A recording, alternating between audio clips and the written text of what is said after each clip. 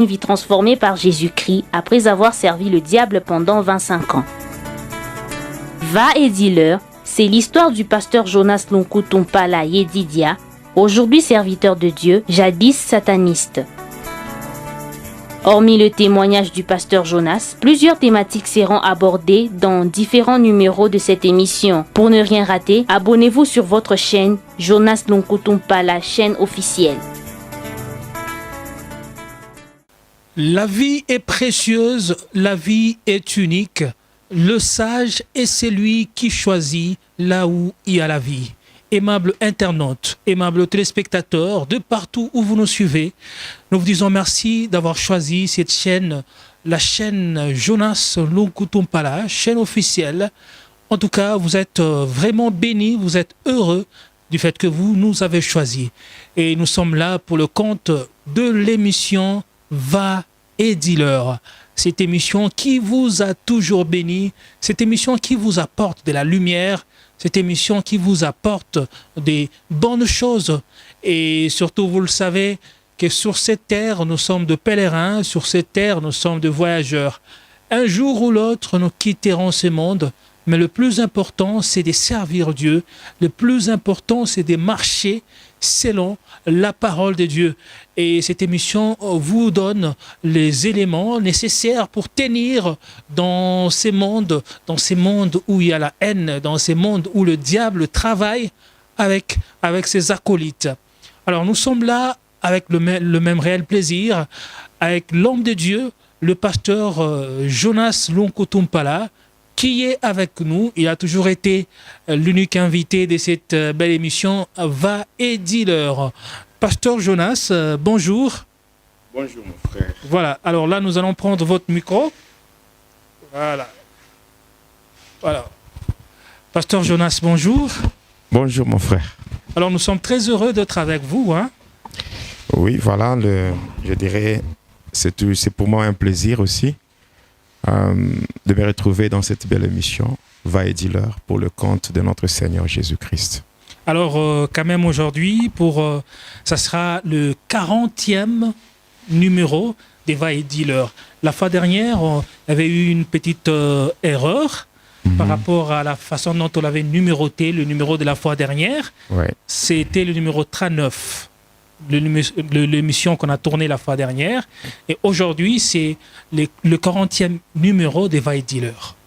Oui, effectivement. Donc, vu qu'il y a beaucoup de temps qu'on n'a pas été dans cette émission, oui. Et voilà, comme la dernière fois, on devait faire une émission, alors on a cru que c'était le numéro 40. Ouais. Or, en réalité, c'était le numéro 39. Voilà pourquoi l'émission de la fois précédente ou de la fois passée, c'était le numéro 39. Et aujourd'hui, par la grâce de Dieu, nous passons au numéro 40. Voilà, c'est le numéro 40 de Va et dis-leur. En tout cas, tenez-vous prêts, tenez-vous prêts parce qu'on a devant nous 2 heures du temps pour écouter l'homme de Dieu, le pasteur Jonas. En tout cas, tenez-vous prêts. Et déjà, si vous avez la possibilité de signaler vos connaissances, faites-le. Parce que de bonnes choses vont devoir commencer. Et surtout, n'hésitez pas de vous abonner. Abonnez-vous sur la chaîne YouTube Jonas Lonkutumpala, chaîne officielle. Abonnez-vous massivement et surtout partagez ces vidéos, partagez les vidéos de cette émission parce que les bonnes choses, ça se partage. Alors pasteur, aujourd'hui vous êtes encore là et je pense qu'il y a de nouvelles choses et de nouvelles révélations. Oui, nous allons continuer avec la magie sainte. Oui. Donc, par rapport à cela, nous allons lire la parole de Dieu. Nous allons recommander l'émission Entre les mains du Seigneur. Donc, le Seigneur va nous faire grâce. Donc, au nom de Jésus, nous allons devoir parler de la part du Seigneur. Et pendant ce temps, nous voulons d'abord recommander l'émission Entre les mains du Seigneur. Éternel Dieu, notre roi, nous te disons merci et nous te sommes infiniment reconnaissants.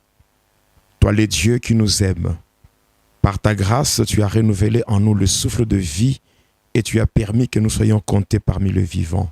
Et par ta puissance, ô Dieu, tu as semé la confusion dans le camp de ceux qui ont médité notre perte. Voilà pourquoi nous te disons merci et nous te sommes infiniment reconnaissants. Nous nous recommandons entre tes mains. Laisse, ô Dieu, que ton esprit nous soutienne, afin que tout ce que nous allons faire, passant par ce témoignage, soit pour ta gloire. Permets à ce que ton esprit puisse toucher afin de ramener à la raison ceux qui se sont égarés et de remettre sur le droit chemin ceux-là qui ont été induits en erreur. Que la gloire te revienne car tu es Dieu. Au nom de Jésus-Christ, notre Seigneur et notre Roi, nous disons Amen. Amen. Voilà, cette émission est là, Va et dis-leur. C'est une émission qui a pour but principal, pasteur, l'évangélisation. Oui. Nous ne faisons pas la publicité du diable dans cette émission. Non, non. Loin de nous. Loin de nous, cette idée-là. Ce que nous voulons est que vous puissiez connaître les ruses du diable, que vous puissiez comprendre comment le diable travaille et en tant que chrétien, comment surmonter et comment détruire les œuvres du diable. Oui, c'est ça notre objectif principal. Oui. Parce que nous sommes sauvés pour sauver. Oui. Donc le Seigneur nous a sauvés afin que nous, à notre tour, que nous puissions aussi sauver, passant par l'évangélisation. Donc c'est un témoignage qui a un caractère purement évangélique. Un témoignage qui a un caractère purement évangélique.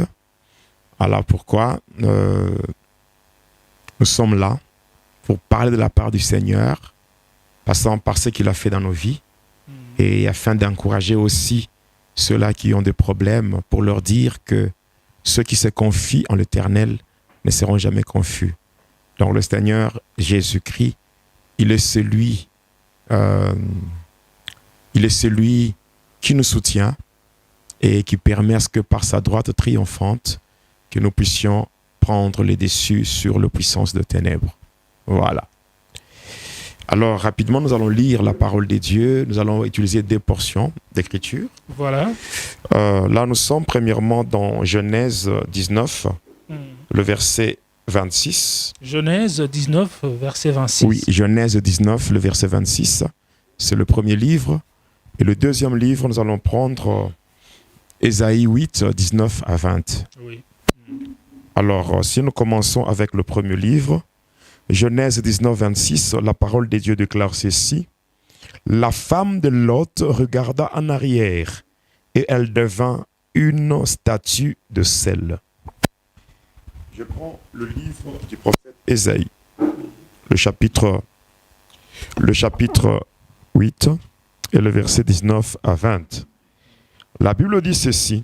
Si l'on vous dit, consultez ceux qui évoquent les morts, et ceux qui prédisent l'avenir, qui poussent des sifflements et des soupirs, répondez. Un peuple ne consultera-t-il pas son Dieu? S'adressera-t-il aux morts en faveur des vivants, à la loi et au témoignage? Si l'on ne parle pas ainsi, il n'y aura point d'aurore pour le peuple. Amen. Amen. Oui, bien-aimés dans le Seigneur, c'est votre émission Va et dis-leur, où nous sommes en train de dévoiler les œuvres de ténèbres afin d'aider les enfants de Dieu à prendre une position conséquente pour défier le diable et aussi combattre les forces de ténèbres. Alors, nous sommes en train de parler sur la magie sainte depuis un certain temps. Donc, on a commencé il y a quelques semaines. Non, pas quelques semaines, je dirais quelques mois.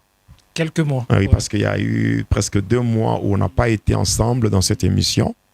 Donc, il y a quelques mois depuis qu'on a commencé avec la magie sainte. Mais aujourd'hui, j'aimerais dire merci au Seigneur Jésus-Christ. Et je peux encore dire Ebenezer. Ebenezer, pourquoi? Parce que jusqu'ici, le Seigneur Jésus nous a secourus. Il nous a soutenus. Quand je vois beaucoup de choses qui se passent ces derniers temps, orchestrées par le monde de ténèbres contre moi, alors je dis Ebenezer, parce que le Seigneur Jésus me soutient vraiment. J'ai quitté la Côte d'Ivoire au mois de juin, donc je dirais fin juin. Donc, ça doit être début juillet, si je ne me trompe pas. Ah oui, j'ai quitté fin juin pour arriver début juillet, au début du mois de juillet, parce que j'ai quitté la Côte d'Ivoire, donc à Abidjan, pour transiter ou bien faire une escale à Addis Abeba, en Éthiopie. Et de là, j'ai quitté l'Éthiopie pour aller au niveau de Malawi. Après Malawi, je suis rentré maintenant à Lubumbashi, au Congo. Alors, c'est comme ça que j'ai quitté la Côte d'Ivoire fin juin pour arriver au début du mois de juillet. Alors, la raison principale qui m'avait fait quitter la Côte d'Ivoire, c'était la mort d'une tante, donc de ma tante, donc je devais rentrer pour participer aux funérailles. Donc, comme si cela ne suffisait pas, il y a eu mon chauffeur qui avait filé sa course dans une boutique d'autrui. Et après cela, il y a ma fille qui a été kidnappée. Et par la grâce de Dieu, elle a été projetée du véhicule pour se retrouver par terre, donc où elle a eu à se cogner la tête contre donc sur la route. Elle a une grande blessure, il y a une forte hémorragie, elle avait même perdu connaissance. Donc pendant 2 heures, mais par la grâce de Dieu, elle est revenue en elle-même et puis là, il y a eu le premier soin, après la radio et tout. Dieu nous a soutenus. Après cela, donc je dirais quel jour aujourd'hui c'est le samedi. Oui. Le jeudi, avec le frère Léon Kassongo, que beaucoup d'internautes connaissent déjà, passant par son témoignage qu'il a donné sur la chaîne YouTube. Voilà. Donc on était à 2 dans le véhicule. C'est moi qui conduisais, c'est moi qui conduisais la Jeep. Et à Lubumbashi, au centre-ville, au croisement des avenues Mama Emo et Muero, on a connu un accident, je dirais grave. Mais le Seigneur nous a soutenus encore. Et hier, j'ai perdu mon grand frère. Vous avez perdu votre grand frère hier? Oui. Mes condoléances, pasteur. Merci. Et même si je fais cette émission aujourd'hui, c'est justement parce que j'aime le Seigneur. J'ai perdu mon grand frère Vincent Mbouya. Il est mort à Kakanda. Voilà. Il y a tellement eu beaucoup de choses liées à son décès. Donc, je ne saurais pas donner les détails, parce qu'il est mort suite à une paralysie. Tout ça avec des chefs coutumiers qui ont voulu faire beaucoup de choses que je ne saurais pas donner ici. Alors, ils ont voulu faire de lui un chef coutumier, mais ayant refusé, voilà ce qui lui a été fait. Donc, il est mort. Donc, il est tombé malade il a fait seulement 2 jours. Et après, il était paralysé complètement. Et puis, il est mort. Donc là, nous sommes en train de voir comment nous organiser pour procéder à l'enterrement. À l'enterrement, oui. Donc, voilà. Donc, juste après l'émission, je vais devoir... je vais devoir aller pour voir comment organiser donc, tout ce qui est lié aux funérailles. Donc, c'est ça. Bon, en fait, lorsqu'on était venu, on savait que vous étiez endeuillé, vous nous aviez dit avant. Oui. Mais tout de même, vous avez dit, donc, comme vous êtes là, on doit tourner même un numéro. Parce qu'il était prévu qu'on tourne 2 numéros de Va et Dealer aujourd'hui. Mm-hmm. Alors, compte tenu de ce qui est arrivé, on aura tourné un numéro aujourd'hui. Et l'autre, ça va venir après le funérail. Donc, c'est ça. Donc, on devait en principe faire aujourd'hui 2 numéros de Va et Dealer. Oui. Mais à cause de ce qui est arrivé, nous sommes obligés de faire un seul numéro Et je pense la semaine prochaine, on passera au numéro 41. Donc là, c'est le numéro 40. Alors, revenons dans notre matière, parce que nous sommes là pour le Seigneur. Oui. Là, ce n'était qu'une parenthèse que nous avons ouverte et nous venons de la fermer. Alors, par rapport à notre émission Va et Dealer, ce qu'on peut dire, c'est que nous sommes dans la magie sainte. La magie sainte, c'est ce que nous appelons communément magie catholique. Ou parce qu'en réalité, la magie ne peut pas être sainte. La magie, c'est quelque chose qui est d'origine diabolique. Alors, tout ce qui est du diable on ne peut pas attribuer la sainteté à quelque chose qui est d'origine diabolique. Alors, quand on parle de la magie sainte, on parle de cela pourquoi? Parce qu'on voit du satanisme qui se présente avec une façade chrétienne. Donc, c'est-à-dire, on est en train de maquiller. On est en train de mettre un peu de maquillage sur le satanisme afin que cela puisse donner l'apparence de quelque chose qui n'est pas, qui n'a pas un caractère destructif. Alors, c'est une magie qui a vu le jour l'année 300 après Jésus. Lorsque l'église où il y a le siège de l'église apostolique a été déplacé de Jérusalem vers, vers Rome. Parce qu'à l'époque, voilà, ces temps-là, c'est l'Empire romain qui était en train de régner ou de dominer le monde entier. On appelle cela l'Empire romain païen. Parce que quand on prend le livre d'Apocalypse, nous sommes dans Apocalypse 12 et Apocalypse 13. On voit deux bêtes.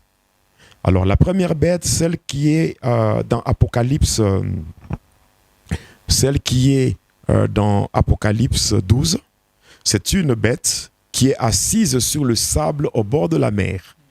Là, c'est ce qu'on appelle l'organisation politique de Satan Lucifer. Quand je parle de Satan Lucifer, je précise bien, Lucifer, Satan. Je ne parle pas de Satan. Je ne parle pas non plus de Lucifer. Mais je parle de Lucifer, Satan. Donc, quand vous voyez un magicien ou un magicien vous parler de Satan, il ne s'agit pas du diable. Quand on vous parle de Lucifer, il ne s'agit pas du diable. Mais lorsqu'on parle du diable, on parle de Lucifer, Satan, les deux là. Donc Lucifer, Satan, c'est lui le diable. Mais parce que quand on parle de Satan, Satan fait partie de 24 vieillards de Lucifer. Donc 24 vieillards de Satan, ou de Satan le diable, Lucifer. Et quand on parle de Lucifer, on voit aussi un esprit ou un démon de haut rang qui est beaucoup invoqué au niveau de la magie indienne. On l'appelle Lucifer de l'Inde. Lorsqu'on initie quelqu'un au sadisme et à la capacité de boire le sang humain, là, directement, on fait recours à ces démons de haut rang, cet esprit supérieur appelé du nom de Lucifer de l'Inde. Alors ici, moi, je parle de Lucifer, Satan ou le diable. Quand je parle de l'organisation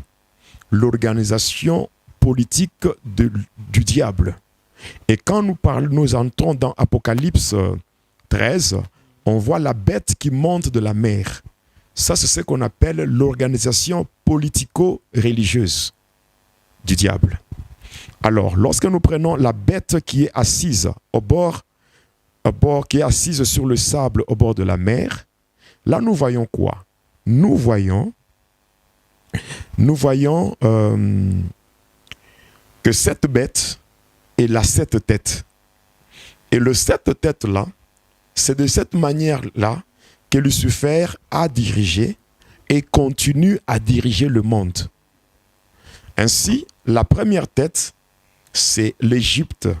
Et cette domination commence déjà à partir de l'année 1757, donc au XVIIe siècle, avec la mort de Joseph, le fils de Jacob.